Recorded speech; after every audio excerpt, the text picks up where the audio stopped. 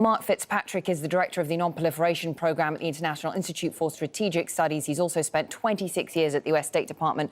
Joins us live now from Washington. Good to have you with us on the News Hour. So obviously this meeting in Vienna comes at a crucial time for developments in the Gulf region. We know that Iran has said that they will reduce their commitments under the nuclear deal if the remaining signatories don't take concrete measures to counter the impact of these crippling US sanctions. Does today's meeting go far enough? You know, Iran is...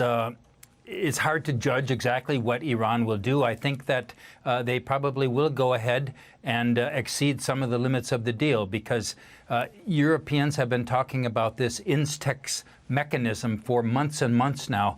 It's taken so long to operationalize, to actually facilitate any trade, that I think the Iranians have lost patience.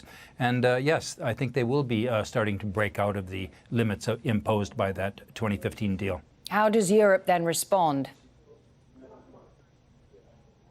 Right. So I think what Iran is going to do initially will not be so major. They're going to exceed by a little bit this cap on how much low enriched uranium. And it's a reversible step. So if the Europeans can actually provide for some trade, then Iran could step back.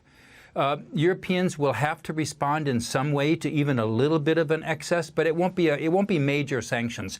That day will come on July 7th, when, if Iran follows through with its threat to increase the enrichment level to near weapons usable uranium. That would be a bigger problem for the Europeans, and they would have to impose bigger sanctions then. Right, and it's the IAEA that determines that, so presumably then the international community, I mean, we know where the US stands, but the remaining signatories will, sort of automatic measures under the deal kind of come into place once the IAEA confirms non-compliance. Well, that's what the deal calls for, the automatic snapback provisions. But with the United States no longer in the deal, who will call for that snapback? Will the Europeans call for it? And which of the other parties will impose the snapback measures? Russia and China won't. So it depends on how serious Iran's violations are whether the Europeans will snap back the sanctions provisions. And that's why I say I think what Iran is doing just today probably isn't so serious, but July 7th it'll be more serious, and then the Europeans will have to respond more forcefully. And what about US President Donald Trump? Because he has said that he is open to some sort of negotiation or diplomacy, but the preconditions and the demands that his administration, particularly certain key figures in his cabinet, are making of Iran are a complete non-starter. They would never be acceptable to the Iranians. So does it mean that they are on a path towards conflict, even if that is not the intention?